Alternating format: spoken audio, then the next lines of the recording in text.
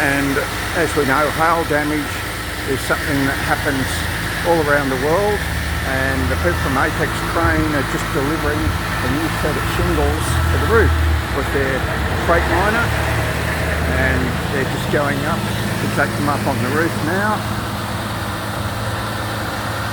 It's just positioning it, and there'll be a whole new set of shingles on the roof. You can see the rest of the things sitting on top of the roof there, and by next week there'll be a whole new roof on the house to go with the new guttering, things like that. So this is how the shingles got up on the roof.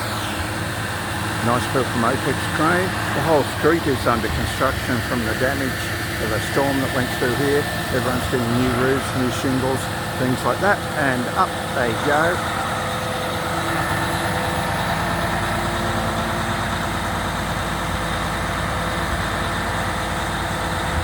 Swing over the trees, and they'll be ready for the people to put up next week.